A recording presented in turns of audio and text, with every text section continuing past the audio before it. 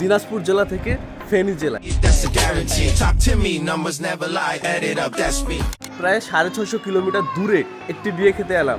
সেই বিয়েটা হচ্ছে নাইম ভাইয়ের, এবং নাইম ভাইয়ের বিয়েতে কি কি আনন্দ করলাম সব থাকতেছে এই ভিডিওতে।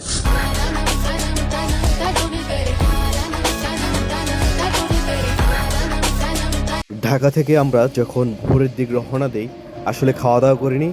এই রেস্টুরেন্টে খাওয়ার পর আমরা যে জ্যামটা দেখতে পাচ্ছি, এই ব্রিজে অ্যাক্সিডেন্ট হওয়ার কারণে এই জ্যামটা লেগে যায়। জ্যাম সেরে আমরা আবার রওনা দিই ফেনীর উদ্দেশ্যে।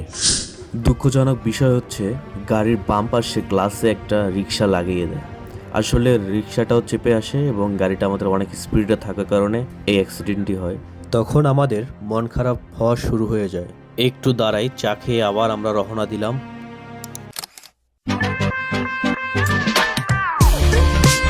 ভাইয়ের সাথে সবাই মিলে আউটস্ট্যান্ডিং একটি মুহূর্ত, যে সময় মিস করা যাবেই না।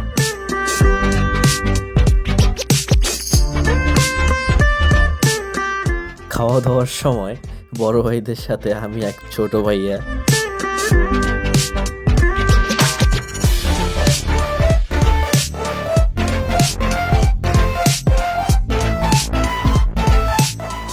গরম পানিতে হাত ধোয়ার মুহূর্তটা এটা মনে করিয়ে দেয় আসলে বিয়েটা অনেক স্পেশাল ছিল।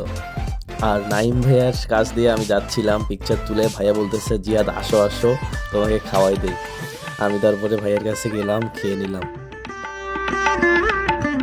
বিদায় বেলায় বের হয়ে সুদীপ্ত ভাইয়া ক্যামেরাম্যানের কাছে ছবি তুলে নিচ্ছিল, আর এইদিকে দিনার ভাইয়া ছবি তুলতেছিল।